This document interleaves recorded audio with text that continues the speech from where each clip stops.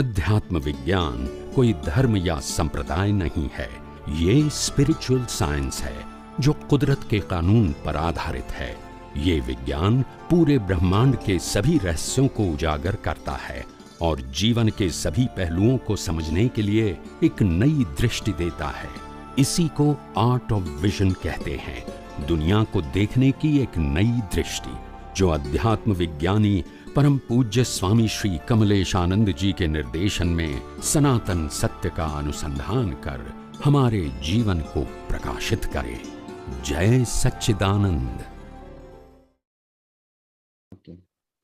સ્વામીજી, મારે પરિગ્રહ વિશે જાણવું હતું એમ કે પ્રશ્ન એવો છે કે આપણે અજ્ઞાનતા પહેલા ક્યાંય ગયા હોય કે કોઈ કુદરતી જગ્યા પર ગયા, પહાડી ઇલાકો હોય, કોઈ ગાડી હોય કે હોય, તો આપણું ત્યાં એ વસ્તુ આપણું ચિત્ત ચોંટી જાય કે કેવી મસ્ત જગ્યા છે એમ. તો એ જગ્યા પર આપણું ચિત્ત તો પછી એ બીજ તો પડી ગયું, તો કુદરત એવા સંજોગો નેક્સ્ટ ટાઈમ પછી ત્યાં આપણો જન્મ થાય કે એવું હોય, તો એના વિશે જાણવું છે. પરિગ્રહ મતલબ શું હોય અને એનાથી છૂટવું મતલબ શું કરવું? કારણ કે આપણા હાલના સંજોગોમાં તો પરિગ્રહ આપણી દરેક જગ્યા પર હોય ને હોય જ બધી જગ્યા પર. તો એમાં કે રીતે મતલબ આપણે આપણી જાગૃતિ મૂકવી જોઈએ. અને તમારા વિડીયો તો મેં જાણ્યા હતા, સમજ્યા હતા એમાં બેઝિક વિડીયોમાં. એમાં મન વચન કાયા વિશે તમે કીધું કે આપણા હાથમાં નથી, એ કુદરતી રચના છે. તો મારા નેક્સ્ટ ટાઈમ જન્મની અંદર મેં જેની સાથે પણ મારા બીજ નાખ્યા હોય તો પ્રોગ્રામ આખો ઘડી ગયો હોય, એ પ્રોગ્રામ પ્રમાણે જ આવે કે કોઈ પણ વ્યક્તિ સાથે ઝઘડો થયો હોય તો એ વ્યક્તિ સંજોગો આવશે, કુદરત સંજોગો આપશે અને એની સાથે મારી વાણી પણ એવી બોલાશે, કાં તો એની પણ વાણી મારી બોલાશે એમ. તો હમણાં બંને વચ્ચે ઝઘડો થઈ જશે. પણ એ વખતે મારે જાગૃતિ એવી રાખવી કે એ પણ મન વચન કાયાથી મુક્ત છે ને હું પણ મુક્ત છું. તો એની અંદર મારા બીજ તો નહીં પડે, મતલબ હું એનીથી ભલે સંજોગો આવે પણ એની અંદર હું નહીં પડ્યો એમ, કે હું અલગ થઈ ગયો. તો પછી એ સમય ત્યાંથી નીકળી જશે, તો મારા એની સાથે કર્મ કોઈ બંધાશે નહીં. તો મારે એ પૂછ્યું કે આપણે ધારો કે કોઈ શાકભાજી લેવા ગયા હોય તો આપણે કોઈ સ્ત્રી સામે જોયું હોય તો આપણી એની પર દ્રષ્ટિ પર તો આપણું ચિત્ત તો ચોંટી જાય. ચિત્ત ચોંટી તો આપણું બીજ તો પડી જ જશે એની સાથે. તો હવે એ મિશ્ર ચેતનમાં બીજ પડી જાય તો ભાઈ નેક્સ્ટ ટાઈમની અંદર આપણો ભવ તો એની સાથે બંધાયેલો તો રહે જ ને. ભલે આ ટાઈમમાં નહીં હોય પણ નેક્સ્ટ ટાઈમમાં ભલે અમારો કોઈ એવા કર્મ કર્યા છે કે તમે મળ્યા અને જ્ઞાન મળ્યું, તો એ જે પેન્ડિંગ અવસ્થા રહી તો મને આવું સંસાર મળ્યો, બૈરી છોકરા મળ્યા, આ બધી વસ્તુ મળી, તો હવે નેક્સ્ટ ટાઈમ ની અંદર એવું કરવું કે આ બધી વસ્તુ નહીં જતું, ડાયરેક્ટલી મતલબ એકદમ મોક્ષે જ જવું છે. તો પછી આમાં કેવું હોય? કારણ કે બુદ્ધિ પ્રશ્ન બહુ કરે. વાંધો નહીં. એટલે આપણે આ વિજ્ઞાનમાં શું કહેવા માંગીએ છીએ, તમે ભૂતકાળમાં ગમે એટલી ભૂલ કરી નાખી, બરાબર છે, અને કર્મ બાંધી નાખી, આપણે કબૂલ કરીએ છીએ. વર્તમાનમાં જે સંજોગો હજુ આવી રહ્યા છે, આવે છે, એની વાત કરું છું, અને આવવાના છે, એની અંદર જો આપણે વિજ્ઞાનનો ઉપયોગ મેક્સિમમ કરી અજ્ઞાનને નાશ કરી આપણું ડેવલપમેન્ટ વધારીશું તો ડેવલપમેન્ટ તો સાથે આવવાનું છે. પછી સંજોગ ગમે તેવા આવે એમાં આપણે સ્થિર રહી શકીશું. એ સંજોગો તો બદલી શકવાના નથી અને બદલવાનું વિજ્ઞાન કહેતું નથી. વિજ્ઞાન એ કહે છે કે તમે તમારી દ્રષ્ટિમાં વિજ્ઞાનનો ઉપયોગ પાવરફુલ કરો. That is the only solution to develop your vision. તમે કેવા ભાવ કર્યા ભૂતકાળમાં, સારા કર્યા, ખરાબ કર્યા, એને સાયન્સમાં વેલ્યુ નથી. સાયન્સ એક જ કહે છે જાગ્યા ત્યારથી સવાર આજથી અજ્ઞાનનો નાશ કરવામાં. કઈ રીતે? શુદ્ધ જ્ઞાન, શુદ્ધ દર્શન અથવા તો સમ્યક જ્ઞાન, સમ્યક દર્શનના ઉપયોગથી. ને ઉપયોગ તમારે દ્રષ્ટિથી કરવાનો છે, મન વચન કાયાથી કરવાનું નથી. મન વચન કાયા તમારા હાથમાં છે નહીં, બરાબર છે. હવે ભૂતકાળ ભૂલી જાઓ. આ તમે નાનો સંજોગ મોટો બનાવી દો છો. એ બી 50 વર્ષ સુધી ભૂલ કરી, એનું શું? અત્યારે મને 51 ચાલે છે, પણ 51 માં તો તું જા. 50 નો લોડ લઈને તું 51 બગાડે છે, 52 બગાડે છે, 53 બગાડે છે. મારી વાત સમજાય? સમજાય. એટલે જેટલા આપણે હવે જે સમય બાકી રહ્યો એમાં જેટલું ઉપયોગ રહેવાય જ્ઞાન દર્શનથી એટલું તો રાખીએ, એટલું તો જ્ઞાન નાશ કરીએ, એટલું તો ડેવલપમેન્ટ કરીએ, એટલું તો કેરી ફોર્વર્ડ થશે. અને જો આપણું ડેવલપમેન્ટ કેરી ફોર્વર્ડ થશે તો નેક્સ્ટ બર્થમાં ગમે તેવા સંજોગ અજ્ઞાનથી વીટેલા ઉકલશે, એમાં આપણા ડેવલપમેન્ટ પુરુષાર્થમાં કામ લાગવાનું છે. યસ કે નો? નહીં, બરાબર. That's it. That is the only best, good and final solution. મતલબ સ્વામીજી એ તો પણ નેક્સ્ટ જન્મ તો લેવો જ પડે ને, જેની સાથે મેં બીજ બાંધ્યા હોય, બીજ પડ્યું હોય, ધારો કે કોઈ જગ્યા પર કોઈ સ્ત્રી ઉપર, તો એ તો પાછું ફરીથી તો આવવાનું જ છે ને એમ. અને તો રામકૃષ્ણ મહારાજ નતો લેવો પડ્યો? હા, એ તો લેવો પડ્યો. કૃષ્ણ ભગવાનનો જન્મ જેલમાં ના થયો? થયો ને. રામને વનવાસ ના જવું પડ્યું? હા ગયા. મહાવીર ભગવાનને કાનમાં ખીલા ના ઠોકાયા? ઠોકાયા. તો કોણે નથી લેવો પડ્યો એમ પૂછું છું? ના, બધાને લેવું પડ્યું.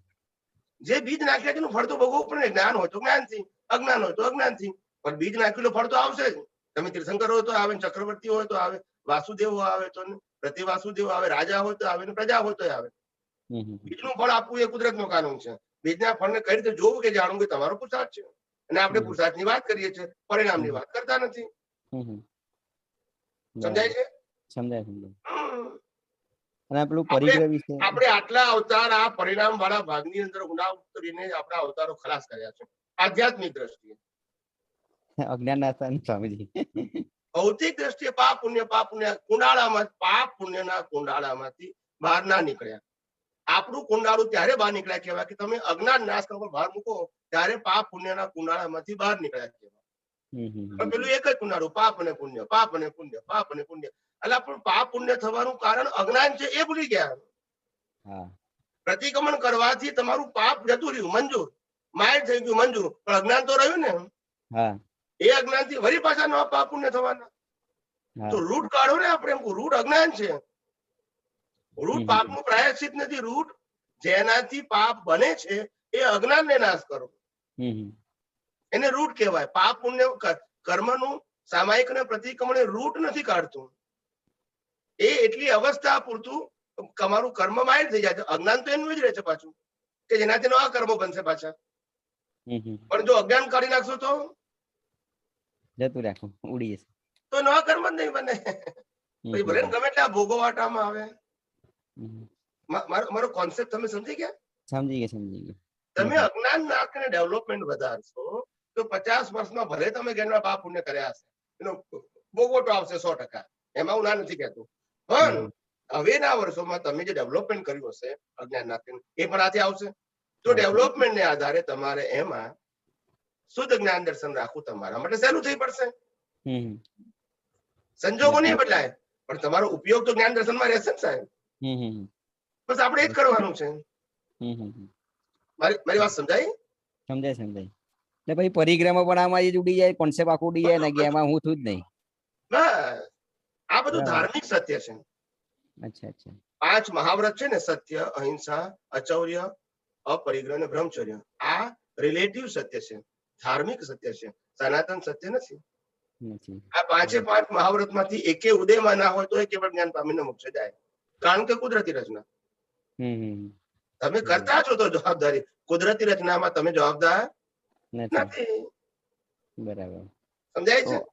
હા, બરાબર સમજ્યા. બીજું એક એવું છે કે આ વસ્તુ સાંભળી તો મને એમ થાય કે આપણે ક્યાંય જતા હોય ને આપણી દ્રષ્ટિ બગડી હોય તો એ વખતે મારા મનની અંદર હું જાગૃતિ એવી રાખું કે એના શરીરમાં બધા શુદ્ધાત્મા ભગવાન મને માફ કરો કે મારું ચિત્ત તમારામાં ચોટ્યું અને મતલબ મારી દ્રષ્ટિ બગડી, પણ આની અંદર હું નથી, આમાં મારી કોઈ સાઈન નથી, મતલબ આમાં હું શુદ્ધાત્મા છું, એ પણ શુદ્ધાત્મા છે. તો એ જાગૃતિમાં શું આ મતલબ આમાં હું ક્લિયર થઈ ગયો કે પછી, કારણ કે બગડવાની છે તો છેલ્લા ભાવનું છે, ભલે 1000 હશે, એમાંથી એક ઉપર હશે, તો એની અંદર જાગૃતિ મતલબ કેવી રીતે રાખવી? મતલબ દ્રષ્ટિ બગડે છે એ ઈશાનનું ઉદય કર્મ છે, અને ઈશાનમાં ભળી જાય છે એ તમારો પુરુષાર્થ છે.